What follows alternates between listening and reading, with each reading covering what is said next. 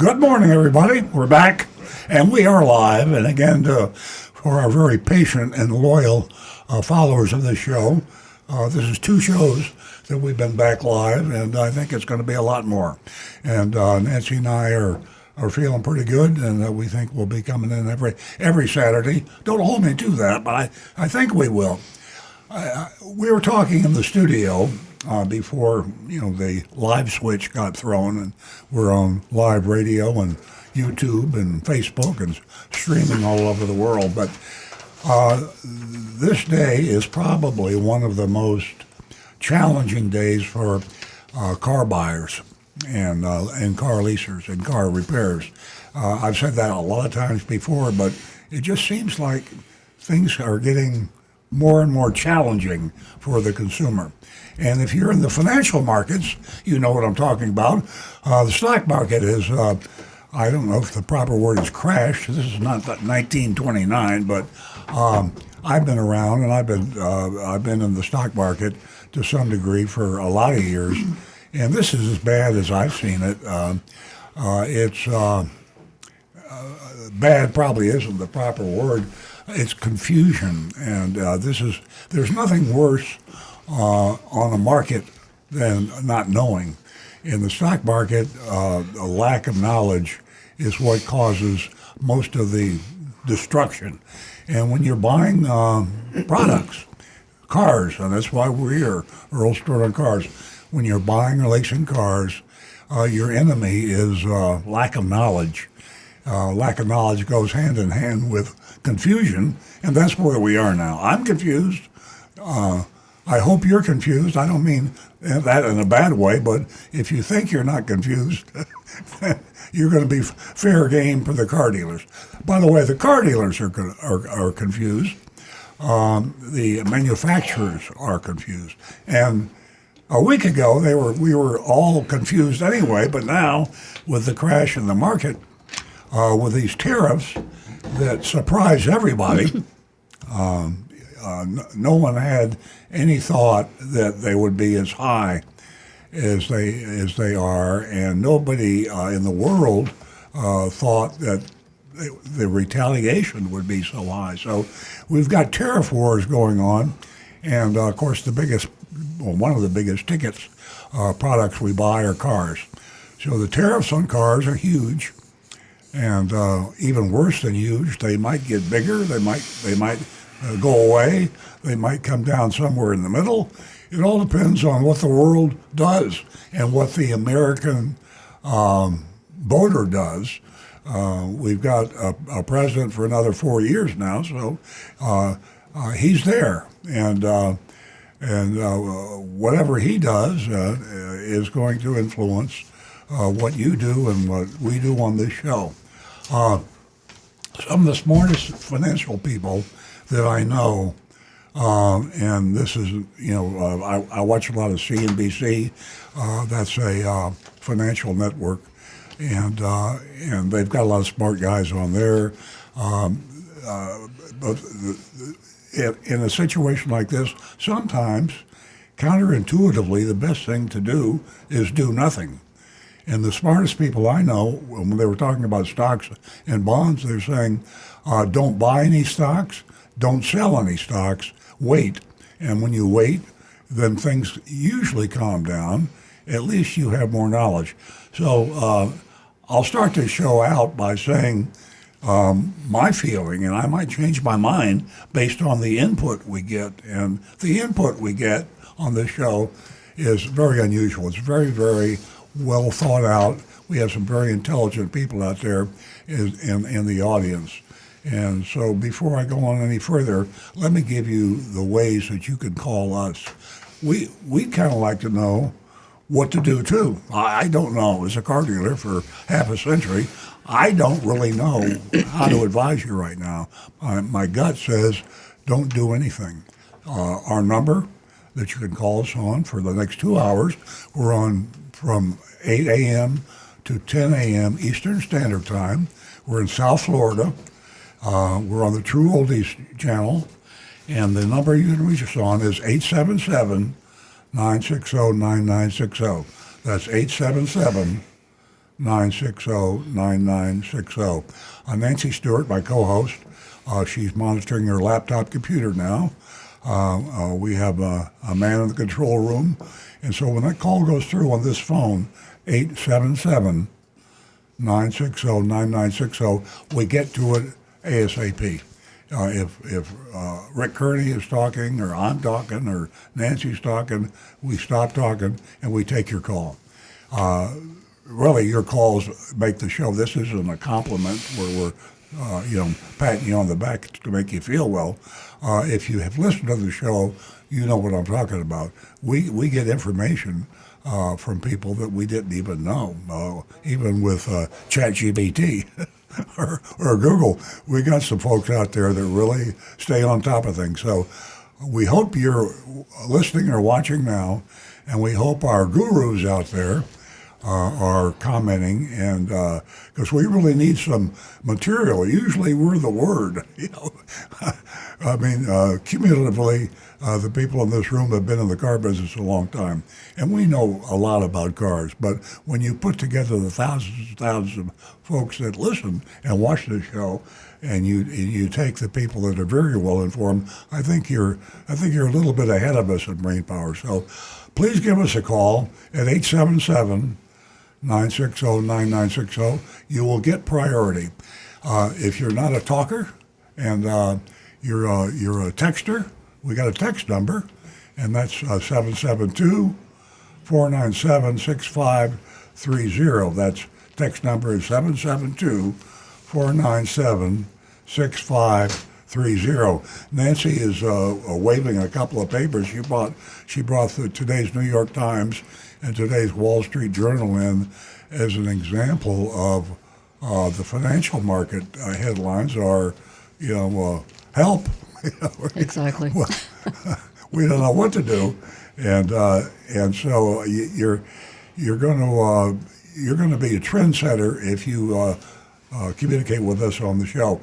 We also have a anonymous line, and when we talk about tariffs and we talk about Donald Trump, President Trump, half the nation out there are strong supporters of the Trump administration, and half the nation out there hates the Trump administration. That's kind of like American politics.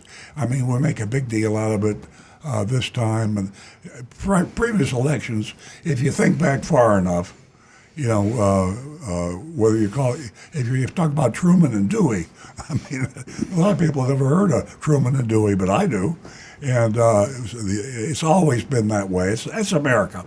We love our politics, and we hate our politicians, and sometimes we love our politicians. So we'd love to hear your opinion and give some guidance to people out there. Buying a car is the second most, for the average person, second biggest purchase you make to a home, and you need all the information you can get. So help us gather that information. As I say, our anonymousfeedback.com, your, YOURANONYMOUS, just the way it sounds, youranonymousfeedback.com. You can contact us on that number. And the cool thing about that is we don't know who you are, where you are. A lot of people like the privacy factor. They like to remain anonymous, and you do. You have my word. This is not any kind of a trick. A lot of blue chip companies use this. The company that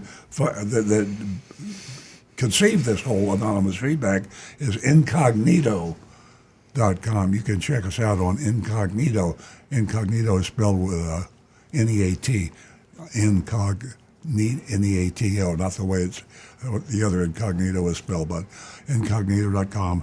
But you go to youranonymousfeedback.com. We don't know who you are. 877-960-9960. That's our old-fashioned telephone number. And, of course, I gave you our text number. That's 772-497-6530. I'm going to turn the mic over to Nancy Stewart, my co-host. And I haven't forgotten Rick Kearney.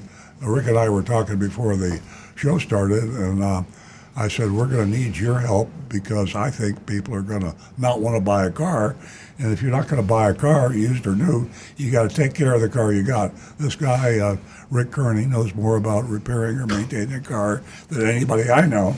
and that means he's probably better than anybody you know. So you call in at 877-960-9960. You can talk to Rick, or you can go to youtube.com/Earl on Cars. He monitors that channel, by the way, youtube.com/Earl on Cars.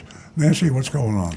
Good morning, everyone, and thank you for joining us. To what Earl said, he mentioned the papers that, if Jonathan can grab this, he mentioned the papers that we went through this morning, and this is just to let you know. I'm watching your screen. This is just to let everyone know, just to confirm what Earl said, and all the information that Earl gave you this morning, phone numbers, ChatGPT, the text number, the toll-free number. We'll repeat that throughout the show. Next, $50 for the first two new lady callers. $50 to the first two new lady callers. And I can't emphasize more right now in light of everything that's going on. No, ladies, what you can afford. Take control. Take control before you walk in and ever see a salesperson. You step into the dealership. The only reason you should is for your car payment, your insurance, your maintenance, gas, registration, a car that fits your budget. Give me a call, 877-960-9960, or you can text us. That text number is real important for the mystery shop where you can vote, and that's 772-497-6530. We're going to get to the mystery shop from Okeechobee, Florida, and that's Gilbert Ford. And we are also going to get to the dog of the week from Big Dog Ranch, and we have Popeye this morning. I'm going to go ahead and limit any other information I want to share with everyone because our lines are lit up, everything. So we are going to go to John in Palm City, who's a regular caller. Good morning, John. Good morning. Today's New York Times has an insert paid for by BMW announcing the 50th anniversary of BMW. Now, why is that important, too? I was at a special exhibit in Amelia Island, Florida, March the 8th, and they had special exhibits on BMWs, also on Porsches, because Porsche Turbo, that's 50 years older. Now, my point about tariffs is I visited the BMW plant in Spartanburg, South Carolina. Fabulous place. Now, every part, and they make BMWs for all over the world, every part in that plant is bought in from Germany because it's German engineered and German parts except the battery in it. Now, what happens under the new tariff laws now, this is the car that's actually made in the United States, but all the parts are bought in from Europe. So that, I think if the parts are brought in, I believe the tariffs are going to apply because tariffs do apply to the parts. Again, this whole situation is confusing to everybody, and nobody is really sure what's going to happen next week or the week after. Well, that's why I point something out like that. It's important because the BMW is very powerful. As I say, all the world, they deliver from that plant, BMWs.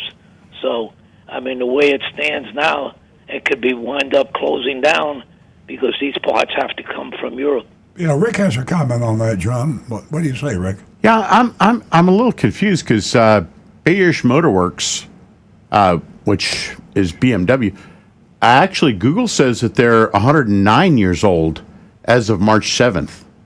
Well, read today's New York Times insert. You know, John, 50 years. John, I did read that, what you just mentioned. That was a really great full-page Yes. advertisement for a BMW this morning.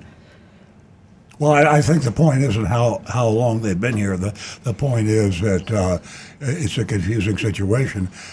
John is saying that you got a plant in America and employing American workers, and you're putting a tariff on these cars because the parts were made in Germany. So again, it's a question: why does this happen? What is the good of this? And there are a lot of other questions that people are having. So again, I repeat the advice that I'm hearing from the guys that know and the gals that know is don't do anything. I mean, you don't have to go out and buy a car today. Wait a little bit, see what's going to develop. I guarantee you, next week and the week after, there's going to be a lot of changes. I mean, you're talking China, India, Germany, the whole world is up in this, and even Mexico and Canada, which are, they're on the same continent we're on, North America, and we're fighting with them too. So there's going to be a lot of back and forth. But John, that's a really good point you made there. It points to exactly how little thought has been given to what has happened to us on this tariff thing. Well, just a fast question for Earl.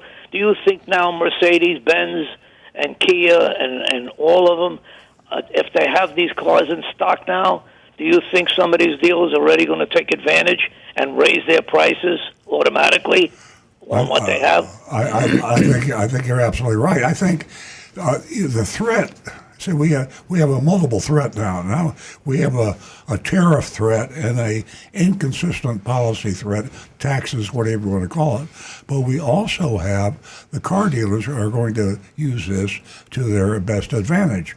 And if a car is already in stock, are they going to raise the price in spite of the fact that they paid less for it? Rick?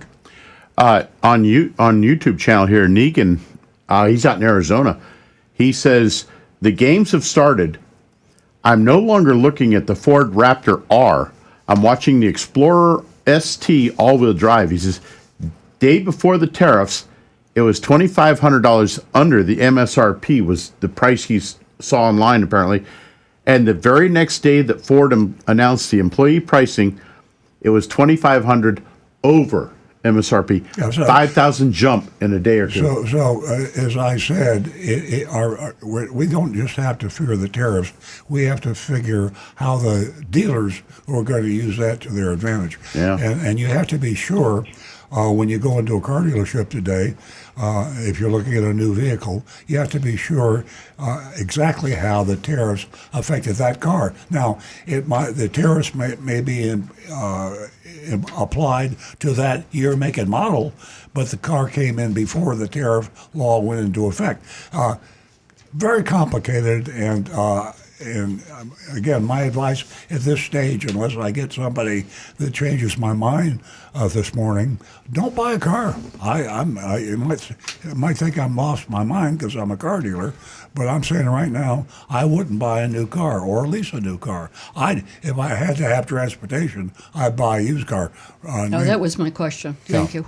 So, John, that's the best I can advise, and you might find out that you can get a good deal on a car that has a better deal on a car that has a tariff than the cars that don't have a tariff. Supply and demand is the bottom line, but the dealers manipulate your knowledge of what is happening, and to some extent, the manufacturers are manipulating your knowledge. The way I do business in my dealership, probably a third of the cars that we sell out of my Toyota dealership are what we call dealer traded. I go to another Toyota dealer, because I've got a blue RAV4 hybrid and the customer wants a white. So I take the white from the dealer I call, I give him my blue one. So we trade, we call that dealer trading. And I know the cars that I've got on the ground in my dealership, but I have to do some research to find out where the dealer I did the trade with does. So it's going to confuse a lot of dealers and certainly confuse the buyers. John, thanks very much for the call. It's, as usual, a very informative, interesting call. Yeah, Great thanks, advice John. from Earl. Great advice. When in doubt, do nothing. Mm-hmm. Thanks, John. Our number here is 877-960-9960. Our text number, 772-497-6530. And we all agree that the terrorists have created chaos in the financial market and in the retail, especially the auto industry. So the good news here is that we're all in this together, and all of the knowledge that you have applied, that you have, absorbed from this show, and also, let me point out, you have shared a lot of knowledge with us, and we're happy about that, because guess what? You make the show. So keep all of this in mind, just sharpen your senses, stay alert, and if you do have to go out and purchase a vehicle, I think the used is the way to go.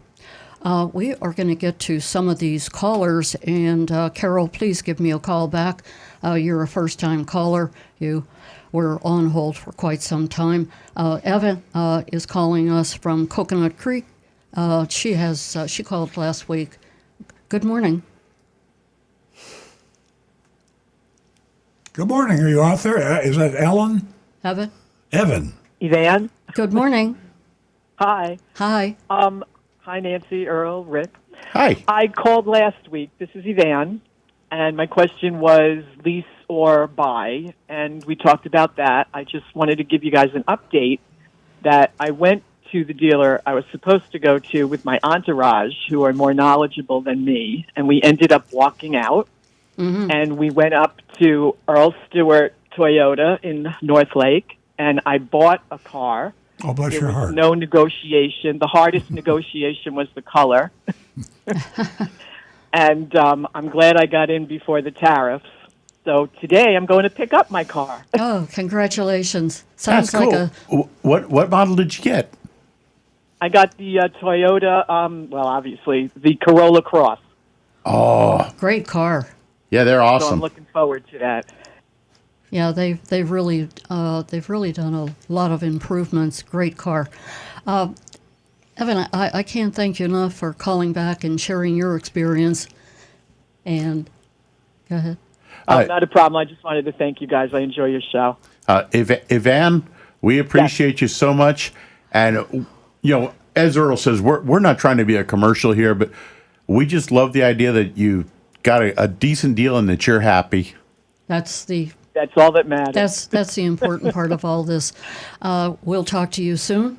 And Yes. I was thinking about you this morning. It must have been about 3:30 a.m. But I got a little insomnia going on. But I'm working on the consumer reports from last week. And as soon as I know something as far as when you'll get your first copy, I'm going to be in touch with you. Not a problem. Not a But problem. the check Thank you has so gone much. out.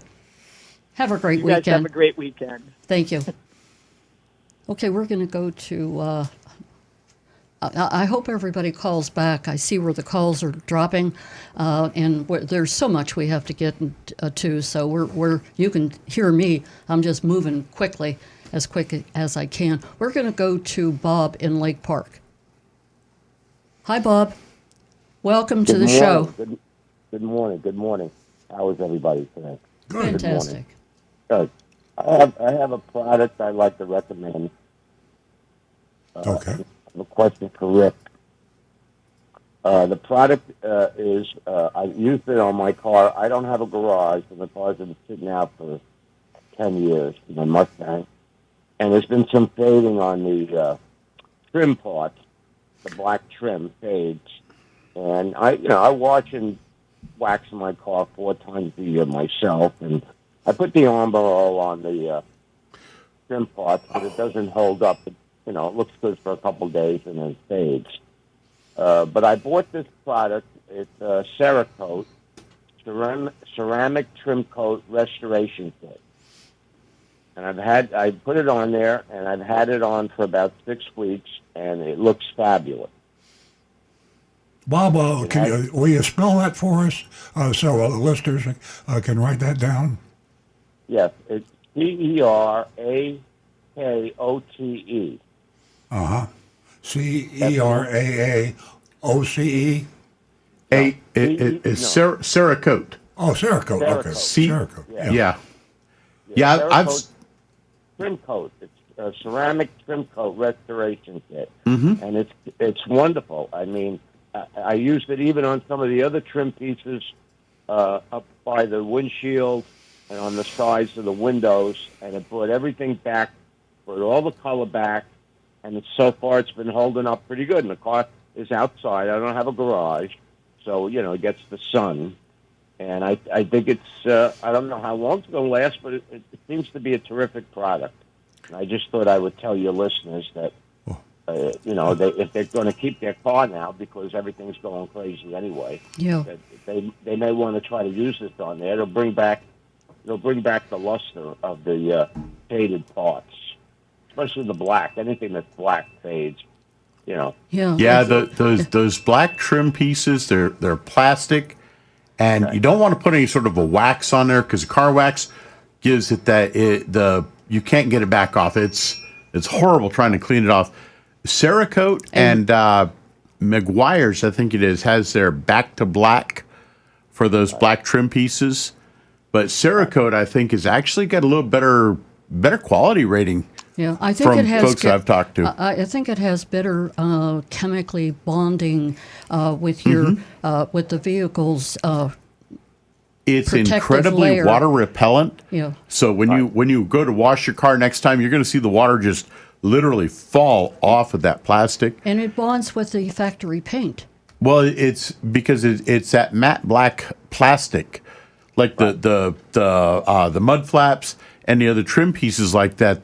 A lot of the fender guards are black plastic. Yeah, this stuff is awesome. $16.88 on Amazon. Yep. Yeah, I saw it on YouTube. That's what I thought. Well, thank you very much. That's we love to share that kind of information with our audience, and sounds like a good product. I do have a question for Rick. Okay. I have these one-touch windows on the Mustang, Rick. Yeah. And I put a new battery in about 5 months ago, and the driver's side window's been kind of acting funny. And I saw that there's a reset on there to reset the window. And I was going to ask you. Apparently, you put the window down, you hold the switch down for 5 seconds, and then you put the window up and you hold the switch up for 5 seconds, and then apparently it resets the driver's side. It only happens on the driver's side. Driver's side window. It's a common problem with the one touch on the Fords. I don't know if you have it with Toyotas or not. But my question to you is, because I don't have a garage, if I put the window down to do this procedure, what do I do if the window doesn't go back up? Do I have to disconnect the battery and let it sit for a few minutes and then reconnect the negative cable and then retry it? That might be worth a try with the Ford. I'm not really sure on Fords for their reset. I know with Toyota, you have to do this for each window on the older Toyotas. You actually have to reset each window when you disconnect the battery. The automatic up and down will not function until you go actually to the switch on that particular door. And you have to hold it down until the window goes all the way down. And they say 5 seconds. I like to let it for like 8 or 10 seconds. That way I know it's had its time limit, and then hold it to the up position. And again, hold it once it gets all the way up, wait another 8 to 10 seconds. And that reprograms. What it does is it's telling the computer in that door switch that the window has reached its up position. And the computer's actually looking at how much amperage is being drawn by the motor, because when the motor hits that total all the way up or all the way down, the amperage goes up a little bit, and it will hold that level. So the computer says, oh, okay, that's my full up or full down position, and then it records that. So I would say, give it a try with that. Disconnect the battery for a minute, give it maybe 5-6 minutes, and then reconnect it, and then try that reset. And odds are that'll take care of that problem. For anyone out there that has a moonroof or a sunroof, if it seems to be acting up, the one touch is not operating properly, try that also. Make sure the moonroof is all the way closed, disconnect the battery, wait a minute, reconnect it, then push it to the open position and hold the button. Don't let go. Just push it and hold it all the way. And once it's all the way open, wait about 8-10 seconds, then let off, give it a second, and then push the close button. And once it goes all the way closed, keep holding it for another 8 to 10 seconds. And that normally will reset the computer and everything will work just fine. Right. They have it in the owner's manual, the reset procedure for the Ford. It only happens basically on the driver's side window for some reason on the Ford. I only have 2 windows with the Mustang, so, but I was just concerned if I put the window down and then I try to put it back up and it won't respond, because I don't have a garage, so I don't want to leave the window down, Right, yeah. Oh, it's Florida, hey. Yeah, it's Florida. Yeah. You don't like the weather, wait a minute, it's going to change. Yeah, that's right. Well, thank you for the call. Okay, well, that's a good tip. I mean, I'm going to work on it probably on Monday, and I just hope everything works out. As far as the market is concerned, I see that Volkswagen is automatically going to put a tariff fee on their cars. There's going to be a Volkswagen, and I think Ferrari and Bentley already said they're raising the price of some of their models 10%. So you're already starting to see some of it. Yeah. And wait and watch. That's our advice. Wait and watch. Yeah. Yeah. Absolutely. I think if you have a used car that you want to sell, I think that's going to be worth a lot more money too. Well, that's a good point. Yes, indeed, Bob. The used car price is going to go way up. Absolutely. Well, thank you very much. Hope everybody's okay, feeling all right. And I'll listen to I wanted to hear about the Okeechobee. Yeah, Mystery Shop. That could be very interesting, yes. Very much so. Okay. Yes. Have a great day, everybody. Thanks, Bob. Have a great weekend. I mentioned earlier about watch your spending. Well, with all of the knowledge that we all have in this group, the listeners, the team here, we just can't emphasize enough to review the supply chains. Look at where your products are coming from. If they're affected by tariffs, well, consider negotiating with the supplier. Yes, I love negotiating. So you will do that and communicate and transparency. Everything is so vitally important right now if you do have to buy. We're going to go to the road runner who's been holding. Hi, Steve. Meep. Good morning, everybody. How's everybody doing? Right. Not bad. Okay, I got to go back to Dr. Rick again. Last week we talked about my electronic ignition. Uh-huh. Okay, I couldn't find a short at all with it. Oh, boy. So while the car was running, I put my palm on the electronic ignition module, Yep. and I got a shock. Yikes. Replace that box. Yeah. Oh, yeah. Now there's an internal issue in that box. Well, I didn't realize how dangerous working on a car could be. Oh yeah. Yeah. Now you've got there's an internal issue in that buzz box, the electronic ignition module. I'll try to stay away from my mechanic slang there, but yeah, if you felt the zap when you touched it, then yep, there's a problem in that box. Were you wearing your sneakers, Steve? Oh, boy. Yeah. You want to wear rubber shoes the way you're grabbing these wires, yeah. No, it wasn't no wise. I just happened to palm that box. I thought maybe it was hot or something. But I ain't worried about a shock because I work for New York City Transit, and I already got bit by the third rail in New York. Oh, Lord, wow. Oh, I had my a headache. It God. went up my right leg down to my left leg. I had a headache for a half hour. Is your hair still curly? No.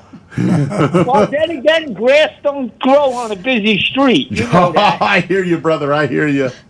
The guy who with the windows, how come they don't have a thing that would stick out with your power windows where you could put a handle on it for emergencies? With that. See, I hate power windows and power doors. Because in New York, they used to get stuck up in the summertime, and stuck down in the wintertime. So you get out the plastic and the duct tape, and you start covering the windows with that. Steve, you have Rick rolling on the floor. He's laughing so hard. I think there's tears coming out of his eyes. And you know something? As far as Rick is concerned, you know, if he had the time, he'd be able to share so many stories with you about being a mechanic and getting shocked and all of the ups and downs. Yeah, but Steve, the young kids nowadays, they don't know how to use that cranky thing on the doors. They don't know that. Well, they don't make cars with them no more. I don't understand why not. I had a Chevy Blazer with power windows, and the passenger side would never work because it was never used. So I would have to hit the bottom of the right side door to get the motor going, and the window would go up. You wouldn't believe the number of customers that will pull up in the drive, and they're like, my window won't go up or down, and I walk over, and I push the button to the down position. If it's up, I push the button, hold it, and I give the door a good solid whack with my other hand, and the window starts working. And they look at me like I'm some sort of like I'm this deity, a god. I feel better now because, you know, with the microwave or toaster, the first thing I do is smash it on the counter. No, that's called percussive maintenance. Okay. Yes. And also is called, for Rick, a magical mechanic.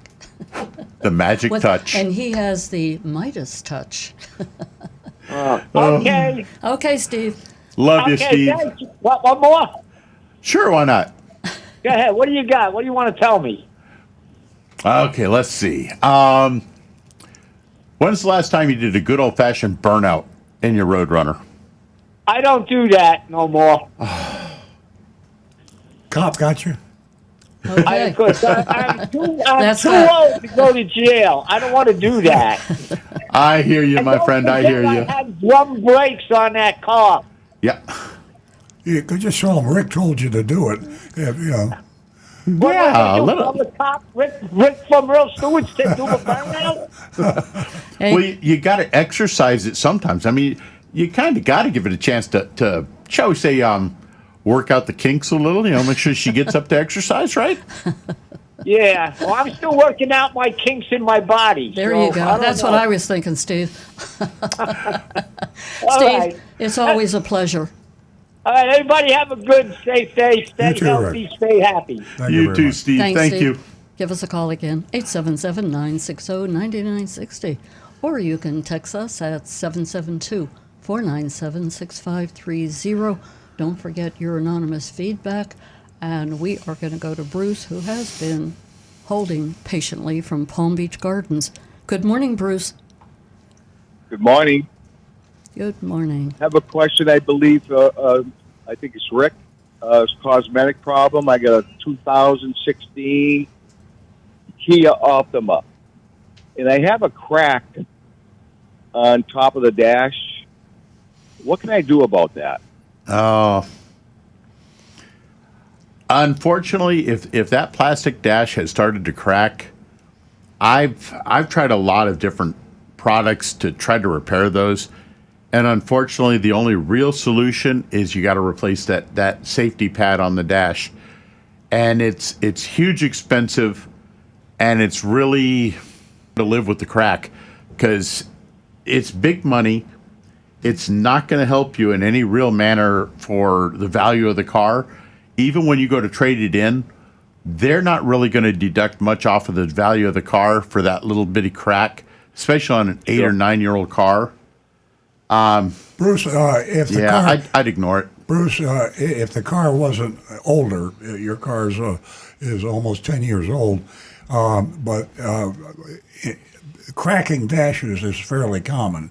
And Toyota, because I'm a Toyota dealer, had some problems with cracked dashes a few years ago.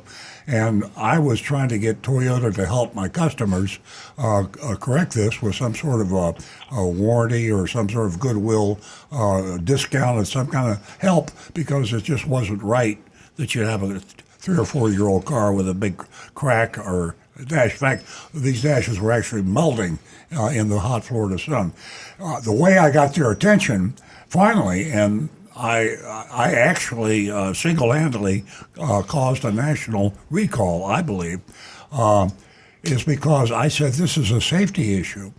And it came to my attention from some of my customers with a crack and with a melted dash. Picture driving along during the bright day and it's noon or 2 o'clock in the afternoon. That sun will reflect off the dash into your eyes. And I had a customer say that to me one time, and all of a sudden a light bulb went off. And so I told Toyota, I said, you have a safety issue with these cracked dashes. They couldn't really get emotionally involved with a cracked dash, but they could get emotionally involved with a lawyer grabbing that and doing a class action suit against Toyota for a safety problem with their cars that they won't fix. And that was a national recall. That was actually Channel 12 News, ABC here in South Florida, West Palm. Earl was actually, he really was the guy that pushed this. And when it became an issue here, suddenly nationwide, everybody started screaming because those dashes were melting and turning shiny. Get a chair out. Yeah, so it was a real issue, and Earl tries not to pat himself on the back with this, but well, he's got a 2000. He actually was the guy that did this. Well, he's got a 2016, so that the car's 9 years old, and I don't think they're going to have too much. You probably didn't buy it new, did you? No, I didn't. I bought it used. Yeah, and that's another strike because if. Let me ask you this question: is there such a product called a dash cover? Yes, you can get like they're carpeted or like a felt or velour almost, and it's a simple dash piece. When you put it on, they usually come with these little stickers that are like Velcro. Okay. I would actually almost suggest little bitty. Now this sounds weird, I know, but little teeny tiny screws, like maybe a 1/4 inch long, that'll go into the dash. Actually, screw right into that vinyl dash, and will hold it in place a lot better than those Velcro stickers. Yeah, as a matter of fact, Earl just pulled one up on the dash mat like this on Amazon. Is like $30. Okay, so what you're saying is put small screws through the covering. Yeah, just little short screws. You can get them Home Depot or even from Amazon, and just that way it's going to actually hold it nice and tight. And I mean, the dash underneath is already cracked anyways, so that way these little screws will go right in to hold it solid, and you can actually get them in a color, just a nice matte black. The screws, so when they go in, they're almost going to be invisible in that dash cover. Okay, I think that's probably my best way of going. Well, thank you very much for the call. Yeah, thank you, Bruce. Thank you for answering it. You're welcome. Give us a call again. Rick, does the repair kits still work, and how effective are they with the fillers that they have? I tried those things, and it's just you're literally trying to work with like a gooey chemical that you're trying to spread in there with a popsicle stick, and it's such an obvious thing. It shows up so so well. It's so obvious. It looks almost like you put some Elmer's paste in there. And even the ones where you're trying to do a color match, you'll never get the color right. So a dash matte is actually the best option. It's like a $30 option. Put that on, install it good with some little screws to hold it in place, and it's going to look great.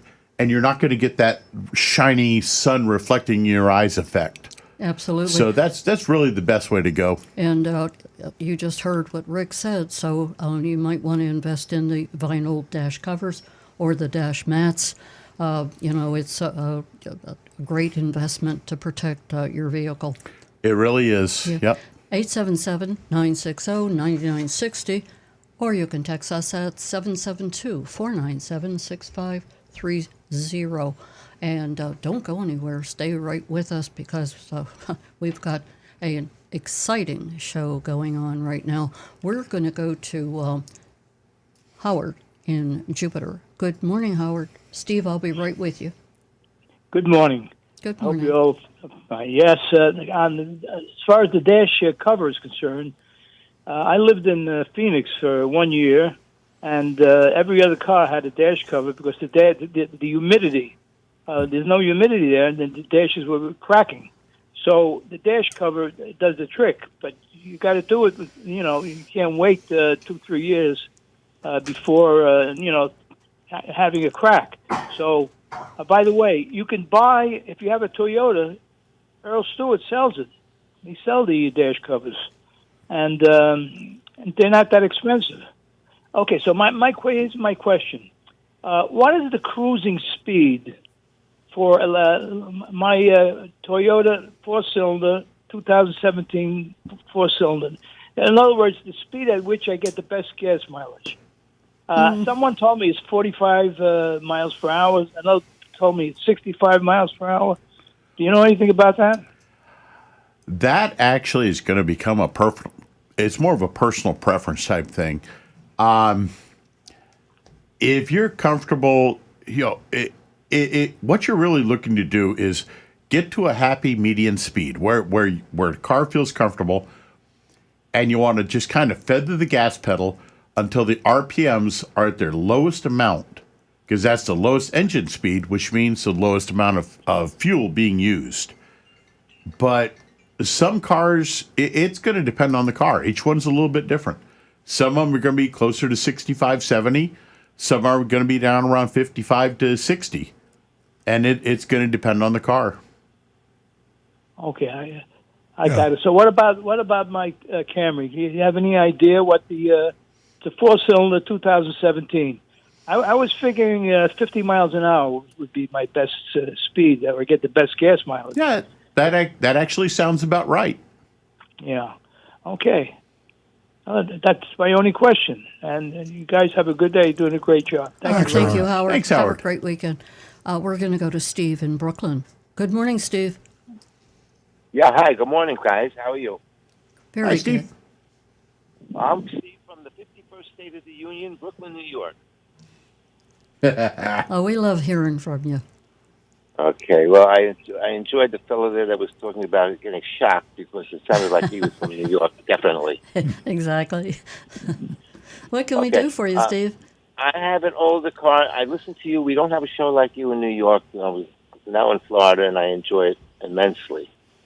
I have a solution for the lenses in the front of your lights. I mean, they turn that beigey color, and you can't see it over time. Yeah. Yep. I've tried many things. I've used stuff over the counter. One person says use your lemon and sugar or whatever it is, and scrub it comes up. I found a solution that I'm going to share with you, and you got to try it. Hey, Steve, we're having a little bit of a problem hearing you. Okay, do you hear me now? That's perfect. Okay, so now what I've used, I saw this guy on Instagram. He took mosquito repellent spray. He sprayed the lenses, left them on for about a minute or two. I wiped them off, and all the brown, everything came off. It's been like that for 3 weeks, and it's clear. All he did was spray insect. He used insect or mosquito repellent. Mosquito repellent. Mosquito repellent. Spray the lenses. Let it stay on there for about a minute or so, and wipe it off. And you see, you're going to wipe all that brown, whatever stuff is, and it's been clear now for about 2 weeks. Although they are older, you can still see the lights perfectly. Plus, you kill a few mosquitoes in the process. Yeah. That's right. Yeah. But it's amazing, and I just thought I would share it with you guys. Well, thank you very much. Thanks. Thank you very much. As a matter of fact, I went to Jiffy Lube to get an oil change the other day, and I told the mechanic that, and he said he's definitely gonna be trying it on his cars. Wow. That's fantastic. That's a new one on me. Well, that's Fantastic. the reason we encourage callers. We learn something from our callers every week. And who would have thought mosquito repellent on your Yeah, and headlamp? this reminds me of when you went hunting and how you used to use this Avon product, New Skin, for Skin so soft. Oh, there you go. Yep.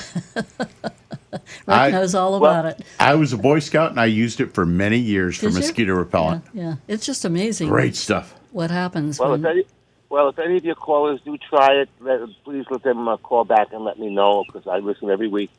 if Oh, it great. works. But Thanks, Dave. but it does work.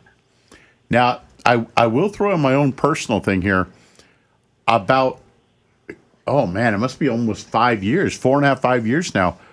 I did the professional refinish polishing on the headlights on my own pickup. And then on one side, I put a 3M clear plastic, the vinyl wrap, like you would get your car wrapped in different colors. I put on the clear plastic from 3M and just a simple square of it, nothing real fancy, but just that one headlight is still, to this day, years later, so much clearer and brighter than the other side. So yeah, folks, if your headlights have gotten that cloudy effect to them, go somewhere, have them do a professional refinish, polish the headlights to make them nice and clear again, but then ask them, you want to go somewhere where they do car wraps and just put a clear cover of that plastic wrap on the headlight itself, just on the headlight. It should cost you no more than $100 to do both sides. And trust me, you'll thank me in the long run. If you're someone like me that keeps a car for a long time, that will keep your headlights really clear and good for many years. Well, the mosquito repellent is a lot cheaper than $100, and I guarantee you, the only question, it's been 3 weeks now, and it's still clean. I'm expecting it to last a little bit longer. Nice. Wow, great news. Thanks for sharing that with us, Steve. You got it. Have a good day. You too. Have a great weekend. Okay, ladies and gentlemen, you heard it here on Earl on Cars. A lot of information from our callers. And as I always say, they make the show. 877-960-9960. And you can text us at 772-497-6530. And, these tariffs have created a lot of, turmoil. That's the only word I could come up with. And things can shift quickly with the elections and the global events. And, we don't have time to go into everything here, but stay on your toes. Knowledge is powerful, and we'll get through this. We are going to break away from the phone line and go to Rick. Well, let me say something before we go to Rick. It's been a lot of bad news we've had, and warning people and saying do nothing and don't buy this, don't buy that.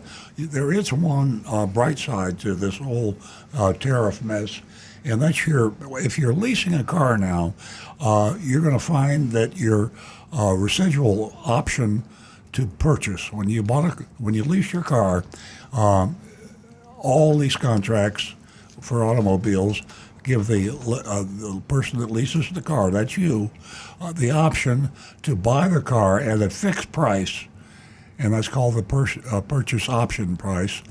And the dealer can't add anything to it. That they do it, but they're not supposed to. So number one, if you have a purchase option, remember that is the price that you can buy that car for at the end of the lease. 36 months, 48 months, 24, whatever the lease length is. After that lease runs out, you can buy that car for that purchase option price. You have to pay sales tax, and you have to buy a license plate, but there are no other charges the dealer can assess. They will try. It's illegal. It's a violation of the law, but some dealers will try to put junk fees on or dealer installed options or something else they make up. Now, the reason I think that if you're driving a lease car now, the option might be so good for you is the fact that this whole tariff thing came up after you leased the car. So the tariff impact is going to be to raise the cost of new cars, certainly, but when it raises the cost of new cars, it also raises the cost of used cars. Your option to purchase, let's say you're leasing a Kia, Kia didn't know about the tariff fiasco when they leased the car to you, or the dealer did.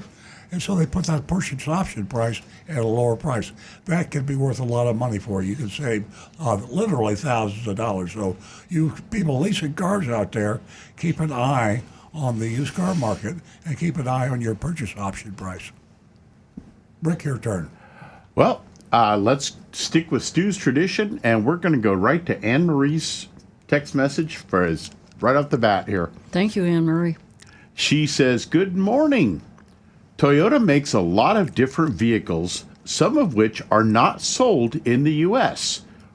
I'm on the Reddit channel on Toyota. I'm on there quite a bit, and yeah, there's a lot of models that it seems like I've never even heard of. Yeah. So she says, first, are there any models that you wish were sold in America, and why? And what's so special about those models, and what are we missing out on?" Well, I'm going to start right off, and I'm going to say, here in America, we have the Toyota Tacoma pickup, and the equivalent to it out in the rest of the world is known as the Hilux. And the Hilux and the Tacoma are basically they're brothers. They're almost identical. However, in the rest of the world, Mexico, South America, Europe, Asia, the Hilux is available with a 4-cylinder turbo diesel. And that diesel engine on those vehicles is pretty much the lowest mileage I've ever heard of one of those failing is somewhere in a 150 to 200,000 mile range. There are trucks out there, Toyota Hilux diesels, that are in the 1,000,000-mile range. They literally just will not stop going. They just keep on. And these are vehicles that they beat them to death. They run through the jungles, the deserts, everywhere else. And for some reason, Toyota has not really pushed to try to get a diesel engine back in the U.S. And a lot of it is the emission standards and things like that. And obviously with the new tariffs, I doubt Toyota will even bother trying anymore. They just say, hey, no, we got the Tacomas and the Tundras, and that's good. And I'm a pickup person. But yeah, those little diesels in other countries, they get phenomenal fuel economy. Yeah, the Hilux, and they just run forever. The Hilux is a smaller truck than the Tacoma. A little bit smaller. And one of the reasons the question was, are the cars different in Europe and, for that matter, Japan, because the streets are much smaller, generally speaking. Most of the vehicles are smaller. Also, the average European is more conscious of fuel economy and price, and so you'll see a lot of models of Toyota and every other manufacturer that don't even exist over here. But the old Hilux, that was the first truck we got when I started back in the business in 1975, and it's much smaller. At that time it was much smaller, and as you say now, it's just a slight bit smaller compared to 25, 30 years ago. Yeah. So what else did Anne Marie say? That was hers. However, we got some interesting notes here on YouTube. JTB Moore ATL says the Toyota Century. Toyota Century, I believe that is similar to like the Avalon or the Camry, probably an Avalon level, and those are being sold in Japan and quite a few other European countries as well.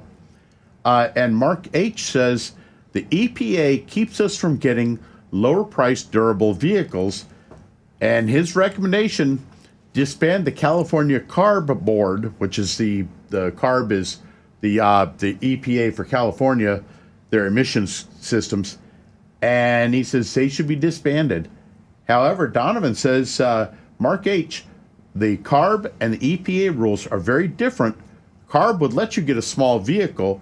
The EPA footprint rule makes it not profitable for automakers. Well, there's another factor, again, for Europe and Japan, the rest of the world. We have higher safety standards, our crash standards. So there are probably some cars we'd love to have in America, but they haven't been crash tested. And so they're not allowed to enter the United States. Right. Yeah. And guys, I'm going to. Are you finished with that text? I'm going to interrupt everyone, and we're going to go to John, who's calling us from West Palm Beach. Good morning, John. Hey, good morning. Welcome. First, thank you. First of all, I want to extend an invite to Anne Marie.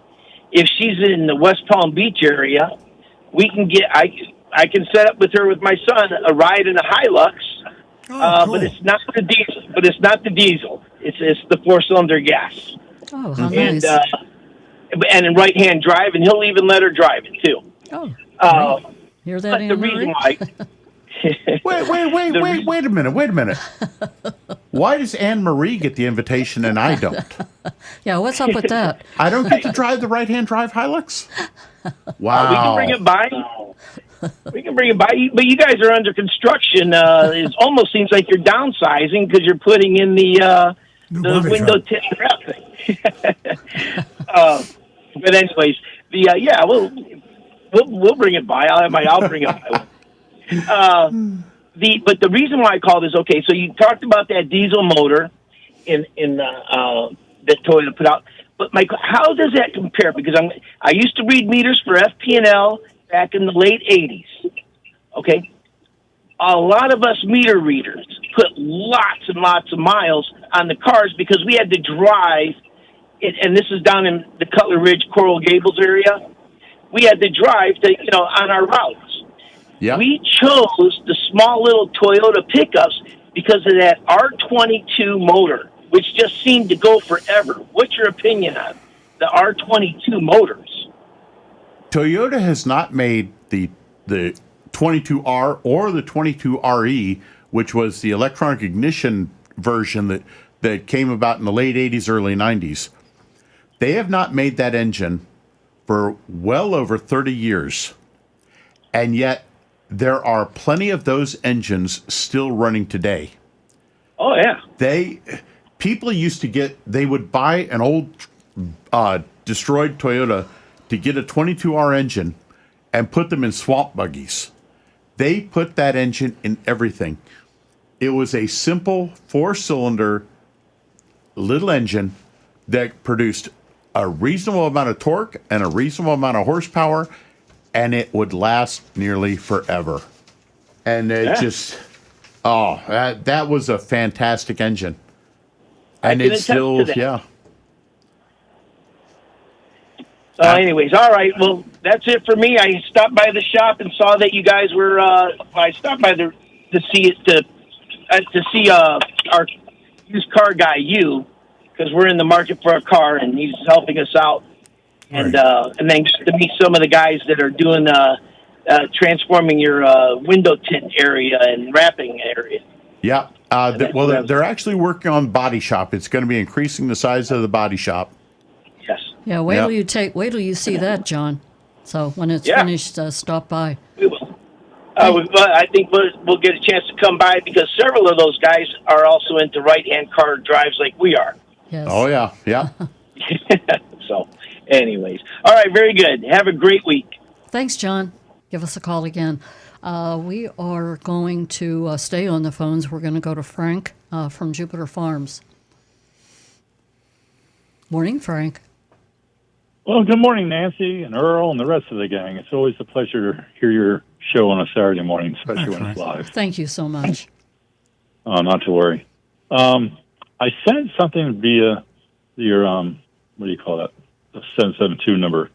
I get this letter in the mail yesterday with a new, what did we buy, Lexus 2025, saying you got to respond to this notice. I believe it's where they're trying to vehicle service division. I believe it's one of these scams where they want you to buy extra warranty coverage. If you notice it, I send it there. But I have a feeling since it's our first Lexus, I don't want to mess up. Mm-hmm. I just pulled up the picture right now. Let me go ahead and read this thing real quick.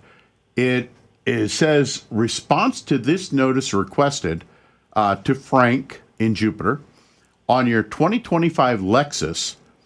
And it says, attention, Frank, our records indicate that you have not contacted us to have your vehicle service contract activated. We are informing you that if your factory warranty has expired on a 2025 Lexus, you will be responsible for paying any repairs. However, if expired, you can still activate a service contract on your vehicle before it's too late. Please call blah blah blah today.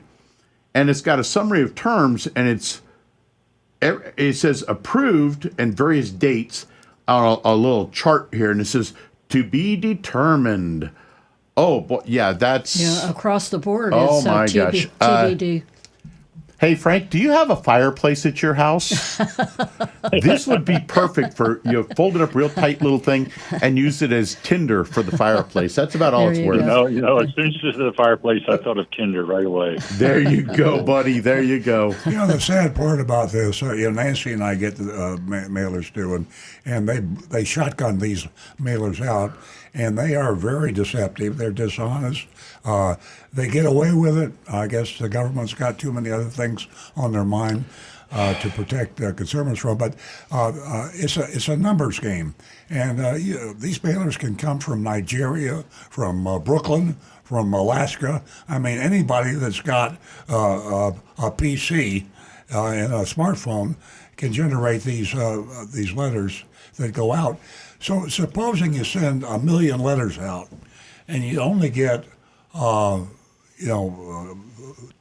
return or a 1% return, and you steal $500 or $1,000 from the ones that you get. It's a money-making thing, and we tend to laugh at these letters and throw them away. And the listeners to this show are too smart to fall for it, and maybe your friends are, and maybe a lot of people are.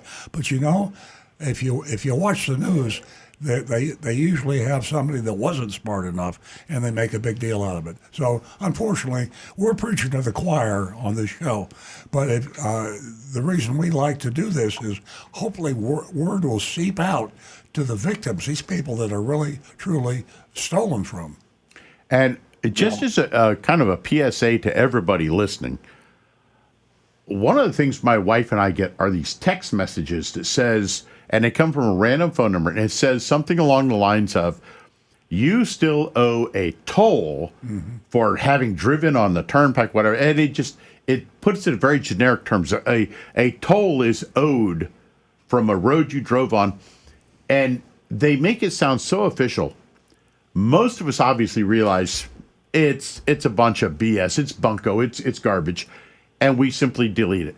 However, some people out there might actually think, oh, it's real. And they might respond, folks, if you get a text message or even a phone call and it's a computer voice and it says you owe a toll, delete it. Just hang up, delete it, get rid of it. It's not true. And Rick, I can't say enough of what you just said. All you have to do is watch the news, and you can see how many people have been taken advantage of by what Rick was just talking about. And I don't even have time to go into all of the texts that I receive on warranties, and I need to get into it's ridiculous. And these scammers, especially on that toll thing, it costs them nothing to send that out. They have a computer that will pick 1 million phone numbers, and they'll send out 1 million text messages, and it doesn't cost them anything to do it. And if they get one person to respond, the moment they get that credit card number, the next thing, they're hitting a couple $1,000, and you lose. You're at the point of no return. And you got to be careful. My heart breaks for the people that have been interviewed on the news that have been taken advantage of in so many different ways. And I can't emphasize, knowledge is power. Absolutely. Well, real quick traffic report. My wife helps out at her daughter-in-law's store called the Terramark store on US 1 in Juno Beach, US 1 in Donald Ross. Yep. Her drive to work this morning around 8:30 from 95 down Donald Ross to the US 1 was no cars. There was hundreds of police. Oh, they were everywhere. Yeah, so her drive-in was the easiest drive ever, but the poor suckers that were going north or south on military or anywhere else were all blocked off for Trump this morning. So she thought it was pretty neat. Yeah, it was interesting with what goes on. And one last thing. In the old days when I worked for American Airlines and we flew into Puerto Plata, coming back from the hotel in the morning through the sugarcane fields, you would see the Toyota pickup trucks down there with literally, I'm not exaggerating, dozens of workers riding in the back. Oh, yeah. But those trucks just keep going and going. And the R22 engine, as you said, it was just like this was back in the 80s, of course. I haven't seen all this, but it's truly an amazing product you all make. So, thank you. The stories I could tell of things that it just I won't even get started. We'd be here for till tomorrow morning. Thank you much for calling. Yeah, thanks, Frank. Take care, guys. Thank you. Bye-bye. You're welcome. We are going to go to Paul. Paul is calling us from Palm Beach. Good morning, Paul. Thank you for holding. Hi. Great show, guys. I have a two-part question. After purchasing a new vehicle, when is the best time, if you continue purchasing and not leasing, when is the best time to turn it in for another new vehicle? And does the warranty influence that decision? Well, it depends. It depends on the car, and it depends really on the individual. A lot of people enjoy driving an older car. They take good care of it. They do their research and buy a good car, and that helps immensely if you get one that was highly recommended, say by Consumer Reports, and then you follow all the factory recommended maintenance. Today's cars are so good, the quality is so high, that you could buy a car today, you could probably drive that car for at least 500,000 miles. If it was a quality car like a Honda or a Hyundai or a Toyota, a really good quality car, and you had all the factory recommended maintenance done, you could the car will last almost as long as you will. So it's a choice. A lot of people that buy new cars, they want to see the new styling, they want to see the new bells and whistles. They're going to have the updates now are we're talking autonomous, and we're talking electric vehicles.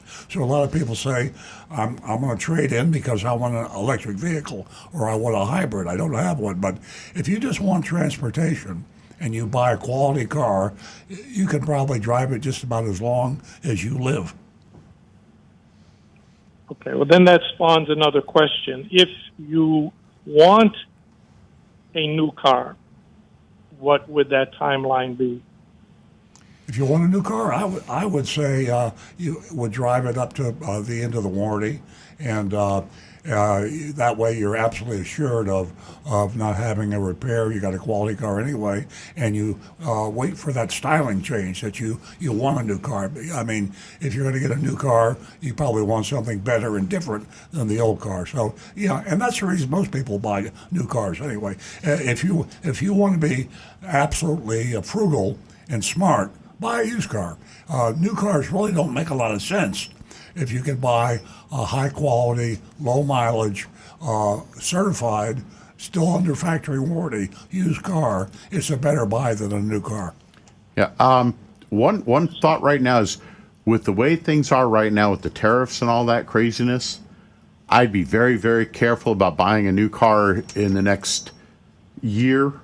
However, like Earl says, a good used car that's 2 or 3 years old, unfortunately, the used car market right now, the prices are going to, like new cars, they're going to go up. This whole thing it's going to be supply and demand. But the right used car can be a lot better than a new car, with one simple caution: always have it checked out thoroughly by a mechanic that you choose, someone you trust, It doesn't matter if you're going to go over to the Jaguar store over on Okeechobee Military or Okeechobee US 1 right now. Have a mechanic that you trust inspect that car and make sure it's right, because you're going to be a lot better off that way. Okay, Paul. Sounds good. Now, may I plug your dealership? Sure. Certainly. I'm 78 years old. I've purchased and leased many cars over my lifetime. The only pleasurable experience I had was at your dealership. And can I mention the salesperson's first name? Oh, certainly. Patricia. Oh, she is fabulous. Okay, now I'm going to go a little further. That's Patricia Oliphant. There you go. She's been with our dealership quite a few years. Yes. And she's an awesome. That lady is something sweet. She is really awesome. Mm-hmm. Okay, guys. I'm sure there are other people that want to talk to you. Thank you very much. Thanks, Paul. Have a great weekend. Give us a call again. Thank you. Just a mention on existing leases. For individuals with current leases, the residual value is predetermined and remains unaffected by new tariffs. So there's some good news, but knowledge is power. Tread on this, all of it. Leasing, used, new, anything and everything. Be very, very careful out there. I can't say it enough. Knowledge is power. And also, I just want to reiterate from last week's show, according to the Gallup poll, I'll tell you what, the mechanics, the consumer is finding more and more confidence in going to their mechanic and going by word of mouth for the mechanic. And Rick can attest to this. Everybody is looking for a great mechanic, honest and transparent. So we're running a little tight on time. Earl, do you want to go over the anonymous feedback that you could possibly have on your think Rick's got phone? them. We got those. Let me just pull that up real quick. And Stu, by the way, thank you for the the information that you text to us this morning. I'm going to actually put two of these together real quick because they're kind of similar. The first one is, Earl, you often talk about the Japanese philosophy of Kaizen, which is continuous improvement, always improving, being part of their culture. Being a Toyota dealer, you have said that's why Toyota and Lexus, and of course Honda right up there, are of the highest quality. Mitsubishi is a Japanese company, and their cars have terrible reviews. Why doesn't Mitsubishi employ this cultural concept with regard to their vehicles? And the other one here that might be the same person, he says, Mitsubishi has made so many poor decisions, they should have copied Mazda and kept their partnerships with the big three like they used to do with Plymouth and Dodge years ago. Yeah, being Japanese doesn't ensure your success.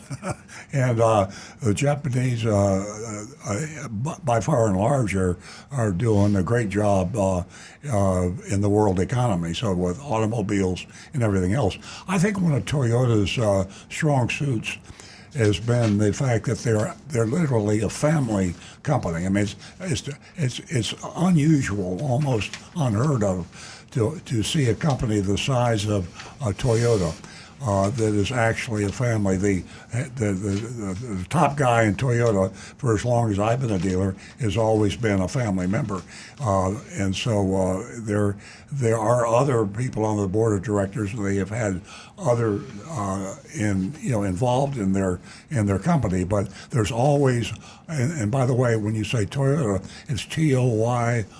D is a dog. Toyota is the name. So Dr. Toyota, he had a PhD, and he back in the day he made weaving machines. And he had a weaving machine company, and I guess he woke up one morning and says, I think I'll build a car. So he built a Toyota, and the rest is history. That was 150 years ago, I guess. I'm not sure how many years. So when cars become public corporations, and Toyota is a public corporation, but when you don't have the family involvement, it tends to be a company that operates on a 30-day cycle. And the president of General Motors, the president of Chrysler, the president of any American company, he keeps his job, and his bonus and his success is financial. And it's on a 30-day cycle. With Toyota, the success is on a 50-year cycle, because the grandson of Dr. Toyota is running Toyota today. And 100 years ago, when Dr. Toyota would make a decision for expansion or pricing or models, he was thinking is, what is my company going to look like when my grandson is running the company? And so that goes all back to Kaizen, continuous improvement, and it's not all about the mighty dollar, or in the Japan's case, the mighty yen. And they short-term profit is not important to them. It's long-term success. Hey, a quick note here on the text messages. Came in kind of anonymous, but he says, this afternoon on your local public television station, which is probably PBS, the program Motor Week will be testing the 2025 Toyota GR Corolla and the new direct transmission from Toyota Gazoo Racing, which is GR, the division, along with improvements for 2025. Cool. That's something I'm going to have to look into. Yeah, thanks very much. That's some great information. It's the technology on cars has been getting so fast. It's changing so quickly. It's really tough on mechanics. I know Earl as being a dealer and the salesman that he is, he's got to try to keep up, and all his sales staff has to keep up on all these new developments. But as a technician, mechanics, wow, we're almost overwhelmed with all these new changes coming in so fast, and having to learn how they work and how to repair them. Can't imagine. So, folks, if your car has an issue, you got a problem or something, and you go to the mechanic, give them a little grain of salt. Take it a little gentle with them, because some of these guys are staying up late at night, reading and learning and trying to figure out all these new systems. I know myself, I spend hours every week, hundreds of hours it seems like, trying to keep up with this technology, because it's incredible. I'll mention something that some of you will listen to and take my advice. A lot of you won't. And I know I'm being redundant, and I'm talking about this all the time, and that's artificial intelligence and ChatGPT. A lot of people say, "What the hell is ChatGPT?" Well, it's kind of like Google on steroids. It employs the technology and the science of artificial intelligence, which you don't have to understand. Just appreciate the fact that it is moving at warp speed. And Nancy and I, it's almost taken over our lives. And I know that sounds like a crazy comment, but it's in not a good really, way. It's not really much of an exaggeration. As some of you know, I've had some medical issues. Nancy has had some medical issues. But in addition to things like that, we buy stuff like anybody else. And a typical conversation in our home is Nancy will say, I need something to do this, and I will say, check with ChatGPT. And we have to remind each other that why are we having a conversation between us about what we should do, where we should go, what we should buy, or what we should think, when there's somebody out there. It sounds crazy. I just personalized them. Somebody, it's ChatGPT. And you go to ChatGPT, he or she can talk to you. If you want to be talked to as a female, it'll be a woman's voice. If you want a happy ChatGPT, it'll be happy. If you want a sincere, less high key, he'll do that. But it is incredible. Try asking something that you think is just beyond anybody's knowledge, and you'll find. And we cheat on the show, by the way. We used to cheat with Google. Now we cheat. Now with ChatGPT. Rick's laughing because when he knows when he answers a question of a caller on the show, he looks over at me and I've got my ChatGPT thing going on. He says, "Boy, I hope I got that right because Earl's going to correct me." So it isn't a matter of correcting. It's just there's a tool. If you don't do anything else between this week and next week, sign up for ChatGPT and just ask that AI creature anything you want. Anything. And you will love it. Yeah. It was only the other morning whenever Earl sat and said, "Nancy, I'm really hungry." I said, "Really?" I said, "What did ChatGPT tell you to do?" Yeah.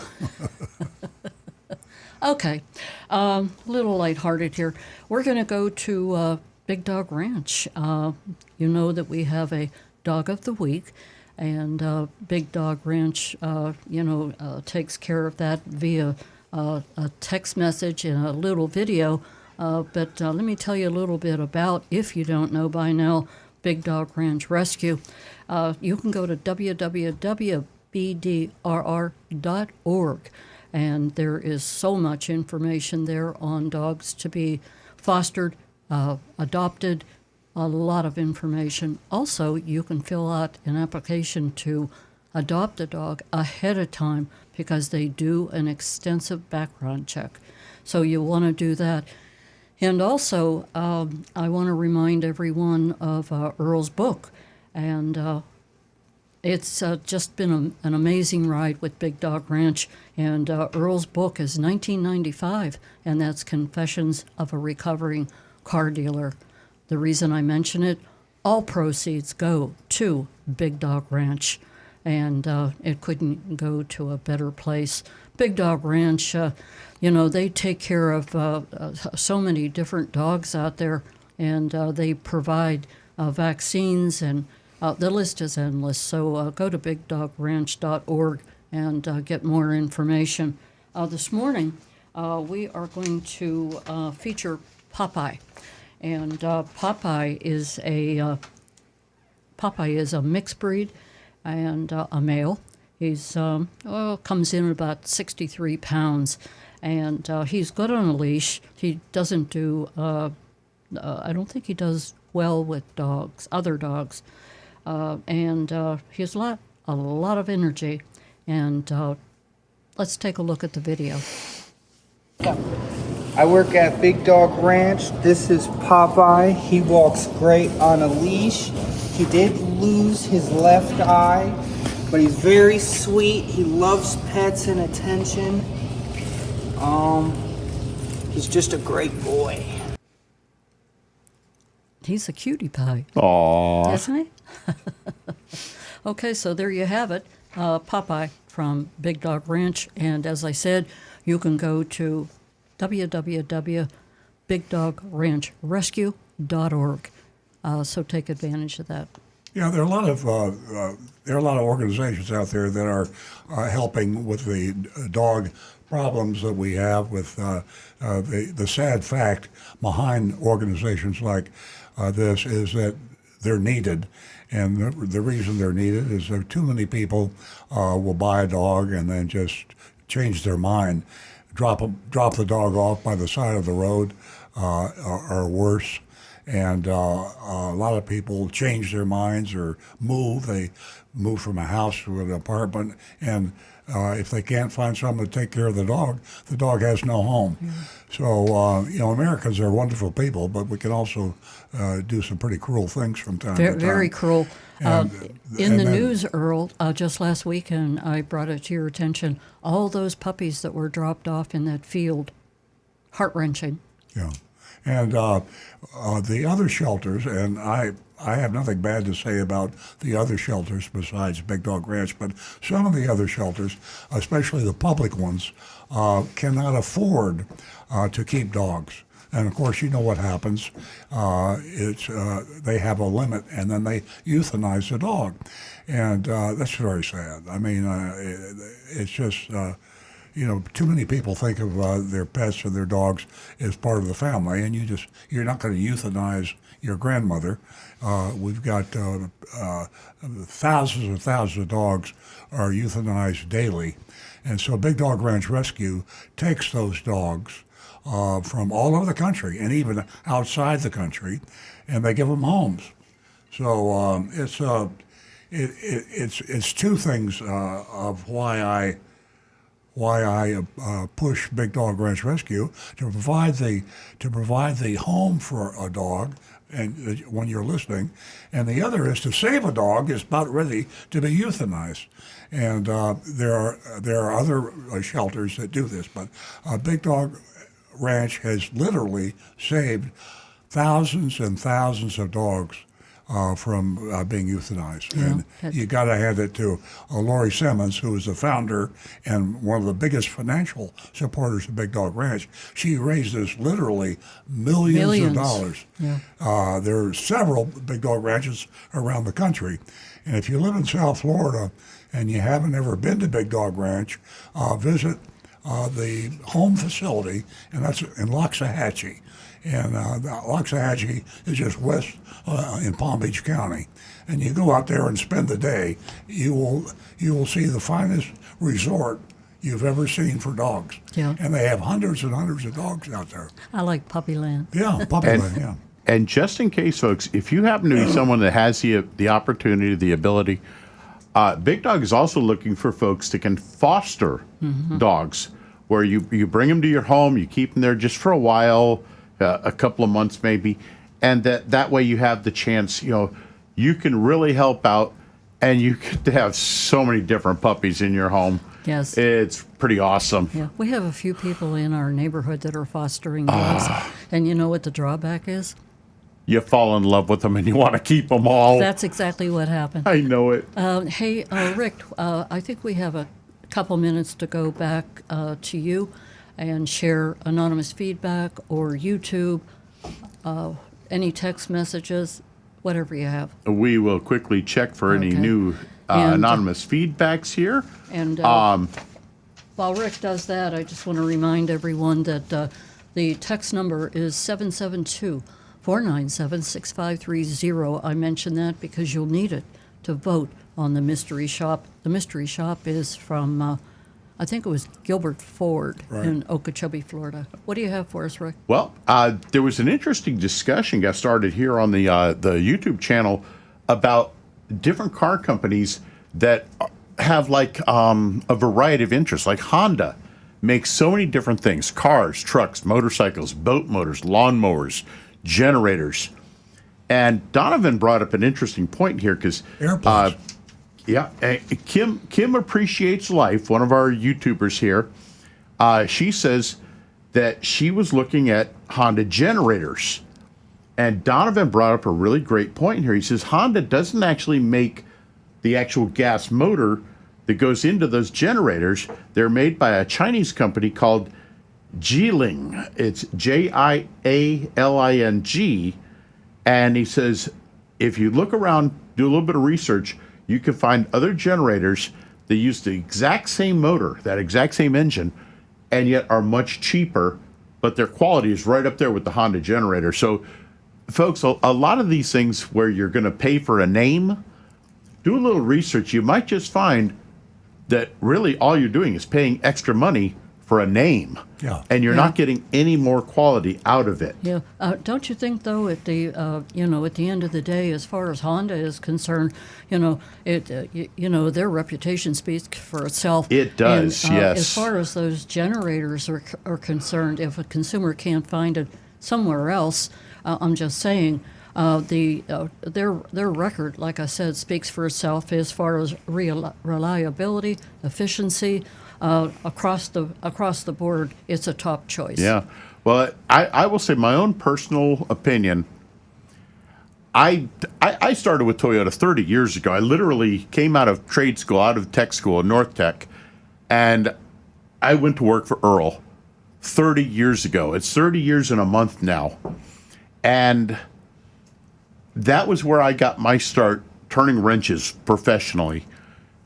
If I had not gone with Toyota, Honda probably would have been my other choice because Honda just literally makes an incredible product. Folks, I know we talk about Toyota all day long on this show, but Honda, trust me, they are totally equal to Toyota in quality. They are a fantastic product. Their cars last just as long, and they have some little advantages that Toyota doesn't have. You know, a lot of the kids, what we call the tuners, they take little Honda four-cylinder cars and they turn them into race cars that can whomp a Corvette. Yeah.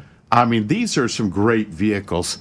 So if you're in the market, look for my preference Toyota, second preference Honda, and then the dark horse that very few people seem to ever talk about because they don't really have a big presence is Subaru. Mm-hmm. And Subaru cars are the ones that nobody really knows about them, but they just keep going forever and ever and ever. Yeah, those are the three that usually pop up in my conversation when I'm off the show and I'm speaking to, the consumer or someone who has just purchased a Honda, and I tell them, day in and day out, great choice. Honda's an exceptional and Subaru competition for us. Yep. Great cars. And right now, I'm that guy sitting back on the couch and munching on popcorn and sipping on a cold drink, watching the electric cars because it's a crazy situation. But I'm waiting to see how well electric cars, the Teslas, the Lucids, the Rivians, all these and all the other big manufacturers that are now making electric cars. I'm waiting to see how well these things are going to do in 8, 10, 12, 15 years. Yeah, absolutely. What is their longevity going to be? Mm-hmm. That's a great thought. Earl, before we go to the mystery shopping report from Rick just mentioning electric, do you want to talk about the ups and downs with the Cybertruck the past couple of days? Well, you're talking about the autonomous ups and downs. Yeah, as a lot of you know, regular listeners, Nancy and I each drive a Tesla. She drives a Tesla Plaid. I drive a Tesla Cybertruck, and they're both fully autonomous. Autonomous vehicles are the wave of the future. All cars will be autonomous one day, and Tesla is ahead of the game now on autonomous vehicles. Their cars and this is real life experience that Nancy and I have with them. They are miraculous, good, and easy, and we are now relying on them. When we go somewhere, and we don't do a whole lot of driving, but wherever we're going, the first thing we do is put it on autonomous and put the address in, because the car will get us there faster, and I'll use the word safer most of the time, because the downside, and I have to give you the good, the bad, and the ugly. The ugly is we're seeing failures, some of them scary, with the autonomous, but 99% of the time, they are miraculous vehicles. If you want 100% guarantee on safety, they're not ready for prime time yet, and we are very much on guard and with our hands on the wheel and our eyes on the road when we use autonomous. But as I say, 99.9% of the time, they are without flaw or problem, and it's miraculous. Yeah, I agree with you. And it took a while for me to warm up to autonomous, but I'll tell you what, folks, I wouldn't know what to do without it. And for me, driving the Plaid, I think I'm more focused now because I have a problem with autonomous, so I want to stay focused. I want to be able to deactivate the autonomy if I have to, and I keep an eye on everyone around me on the road. It's really this is the way I drive. So, but I can't say enough about autonomous. I'm right on it, along with ChatGPT. Okay. Anybody have anything to add to that quickly? Just one thing. Tom Steckel on YouTube says Subaru spelled backwards is you are a bus. Uh-huh. Okay, little humor out there. Our listeners, our callers, they're amazing. They truly are amazing. They share so much information with us. Okay, folks, we are going to rush into this mystery shopping report from Gilbert Ford, Okeechobee, Florida. Again, 772-497-6530. And that's where you can vote on the mystery shop. It's all yours, recovering car dealer. Well, for those of you who don't know where Okeechobee is or what an Okeechobee is an Indian name. I believe it's Seminole. And there's a town called Okeechobee, and there's a huge lake, one of the largest freshwater lakes anywhere in South Florida, called Lake Okeechobee. So this is Gilbert Ford out in that region west of Palm Beach County. I'll be reading this in the first person as if I were Agent Lightning, our undercover agent. Does all of our mystery shops now. I arrived mid-afternoon on Friday, was greeted by a sales associate named Angela. I let her know I was looking for a truck for my son, just doing a little pre-shopping before he gets in from working on the road next week. We're interested in a 2024 Ford F-250 4x4. For those regular listeners, Agent Lightning has a pretty big family, and she buys a lot of cars, and this is an actual purchase. So you're watching a real live purchase at the same time being a mystery shop. Angela asked me to follow her into her office so we could check their inventory online. Once inside, she asked for my driver's license. Noticing I'd come from a bit of a distance, she commented, heading to the new casino. Yeah, we have legalized gambling in Florida, and the Hard Rock Casino is owned by the Seminoles. It's an Indian casino, and I didn't even know this, but apparently they have a new smaller casino out in Okeechobee. Agent Lightning, I laughed and said, yes, we are. She chuckled. I go there way too much, the salesperson speaking. Is smaller than the other Hard Rock properties. We found the truck online. It was priced at $64,765. Angela grabbed the key so we could take a look in person.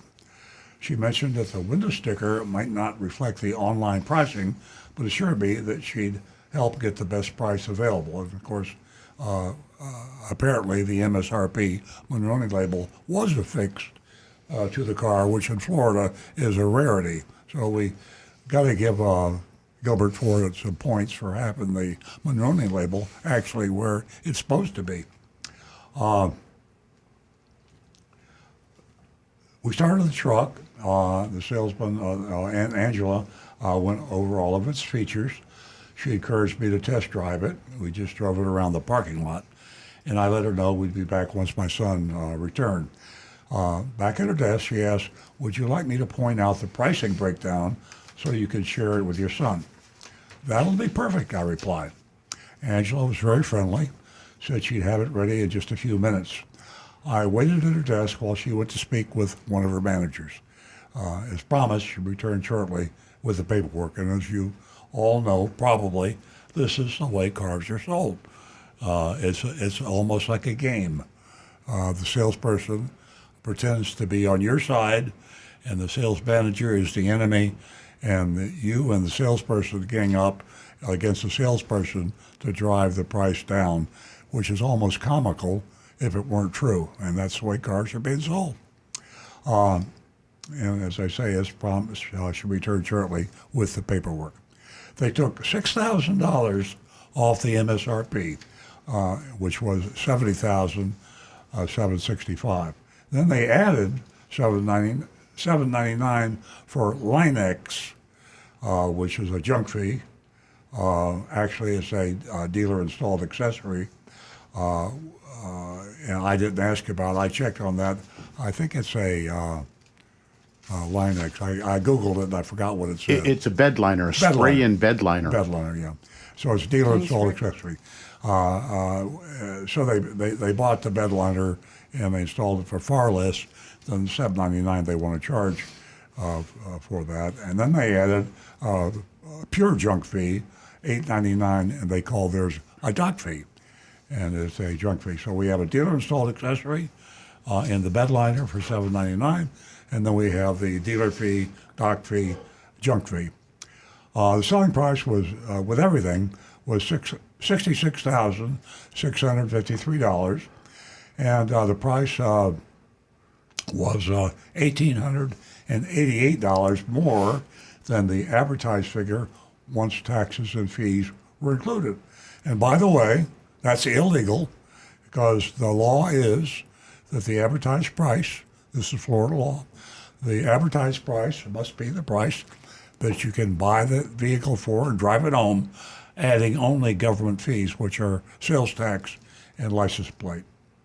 But they don't adhere to the Florida law, nor does any car dealer I know of in Florida. They all just kind of ignore it, and the government doesn't seem to care. Attorney generals don't care. It's just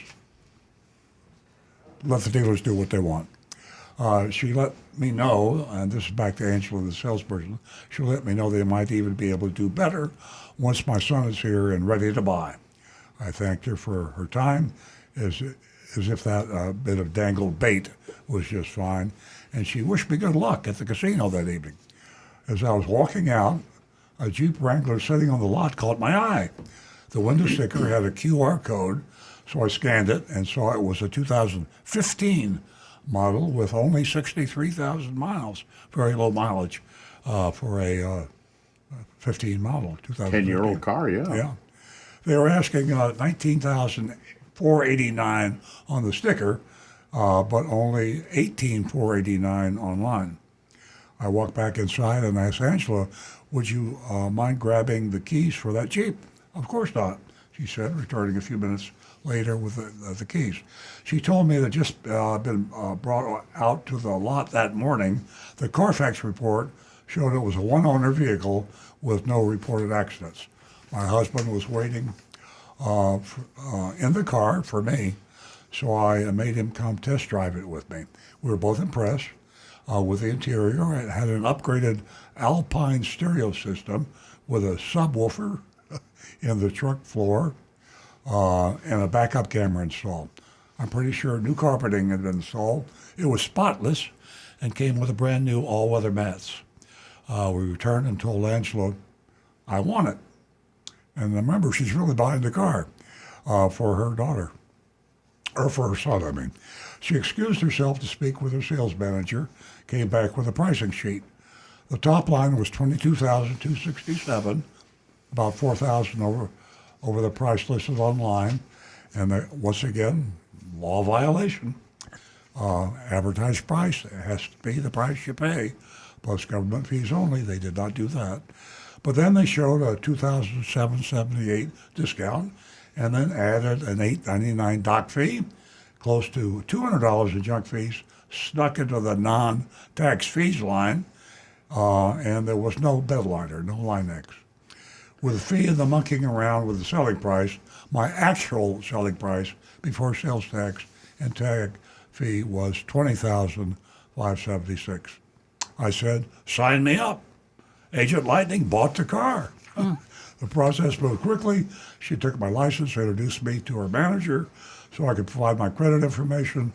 Unfortunately, my credit score had dropped a bit, but I was still leaving with the Jeep, knowing I'd refinance it soon.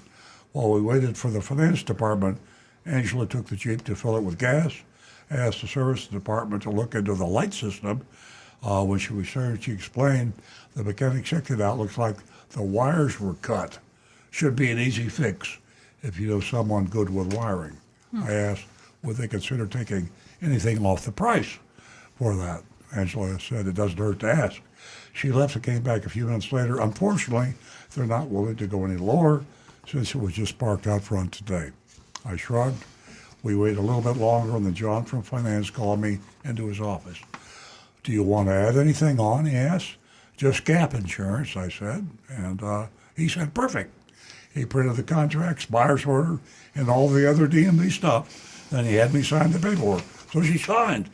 She bought the vehicle. And all in all, it was a seamless buying process, and everyone we encountered was super nice. Once home, I was able to figure out the sound system and discovered the lights actually did work through the Alpine touchscreen. So there is a real life, actual purchase that we put under the category of a mystery shopping report, and you get to vote. Yes, 772-497-6530. I was a little distracted while you were reading the mystery shopping report. Do you know why? No. I was thinking of Lightseas. We used to go often. Oh. Yes, the restaurant. Oh, yeah. Right there in the area. But on a serious note, is the dealer fee $8.99 or $9.99? $8.99. I have a conflict here in my. No, okay. I'll change that. Okay, folks, again, 772-497-6530. That's where you can place your vote. Okay, voters, How does get your votes in. everybody want to vote? Well, we're looking for them to come in. We've got, let's see here. T-Cash says D. X out that line X, and I'll give him a C. I'm guessing he wants a discount on that one. Folks, I will say line X bed liners is actually not a bad option on pickups that have a metal bed. Now, like my Tacoma, my pickup, has a plastic bed already. It's actually made of a very thick, heavy plastic. But when that plastic gets scratched up, or the metal actually, when it gets scratched up and starts to rust, that's a real issue. And those spray-in bed liners, they're actually worth it. That's one I will not dig in for. But if you don't want a bed liner, that's the problem. The whole problem with dealer installed options, there's two problems. One, you didn't ask for it, and they put it on the car or the truck, and they say they won't take it off. So that's number one. Number two, and this is the apply in this case, apparently for this particular product, Line-X, it's a good product, and apparently the price, from what Rick said, is not all that far off. But you don't put a accessory in a car and say you can't take it off, especially when the customer doesn't want it. Yeah. In my opinion, I think if the dealership is going to say, we're putting this on every pickup truck, then they should do it, and it should be in the price, and there should be no extra charge. You shouldn't even charge for it. Well, take it off your profit if you're going to do that. Well, they shouldn't do it anyway. I mean, you buy the car from the factory, then you resell it to the customer. If you want to buy the car with certain accessories, include those in there, and that gives the customer, prospective customer, the ability to shop and compare the price. When they surprise you with the dealer installed accessory, that takes away your right to do fair comparison. Right. Okay. Negan1 says big F for games. Ooh, he's not happy today. Joseph Kelleher, D+. Doug Tesler says, Ella says, meow. F, not good. Tom Steckel says, C+, a bit better than most of the recent shopping reports. She should have had the Jeep pre-inspected before buying. Jeep reliability is not the best, yeah. Consumer Reports, they don't like Jeeps at all, but they do have a following. Okay, we'll jump over to the channel here. We've got Tim Gilliland says, not terrible, but not great either. C. Brian Sedlatko, Ford truck, C. Johnny Z. Fradley says, take the B line for a B, no lying. That's true. The B line gets you right out to the city of Okeechobee. Let's see, Donovan Lewis. I would give it a B+. This is a really good shop for South Florida.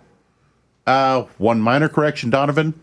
It's Okeechobee. They're above the lake. Therefore, that's not South Florida. That's Central, buddy. That's like country, yeah. Yeah, you got to get out of South Florida if you're going to buy a car, really. Boy, isn't that the truth? Mark H. says, B. If everyone violates the law and it's never enforced, is it really a law? Good point. Kim appreciates life. Not a fan of Ford. F. We go over here to our text messages. Jonathan in Palm Coast says the Monroney label being properly placed is a good start. Bedliner fee, dock fee, breaking the law on price, etc. Not so good. Then the dealership does well with a used vehicle. The good and the bad equals the grade of C.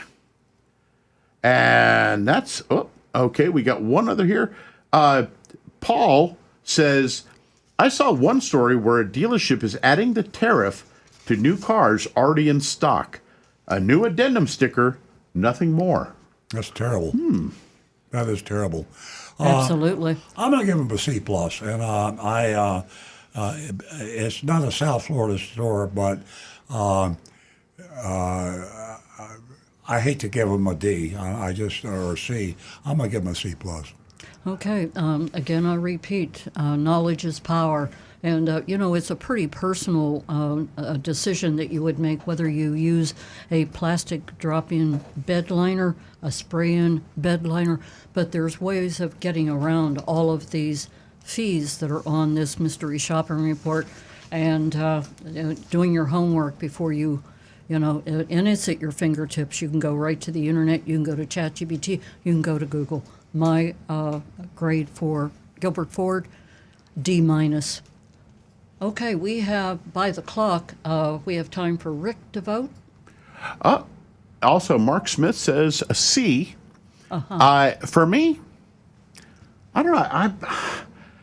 I'm going to go a little higher. I'm going to say a B plus. Oh, that's fantastic. I honestly think that the dealership showed some honesty. Yeah, they played a few games there, but I don't see anything dishonest there. And I didn't see any of those games that they like to play, making you wait while they bounce back and forth to the manager and the final. Crazy. They just kind of gave a price and said, this is what it is. Yeah. Thanks so much, Rick. I want to mention a young lady by the name of Christina real quick. And she once was a volunteer for Big Dog Ranch, and Earl and I met her recently in the last couple of months, and she's listening to the show. And all the folks at Chowderheads that are watching, listening the show, thank you very much for joining us this morning. Rick? And real quick, Bob from Maryland says, Agent Lightning did not have an independent mechanic look at the car, the Jeep. A grade of B for Gilbert Ford, and maybe a D for Agent Lightning. Ooh, he's getting mean. And Frank in Jupiter Farm says, it says, finally a good shopping report, actually a buying report. Therefore, it's a B plus. Okay. Hey, folks, thanks for joining us this morning.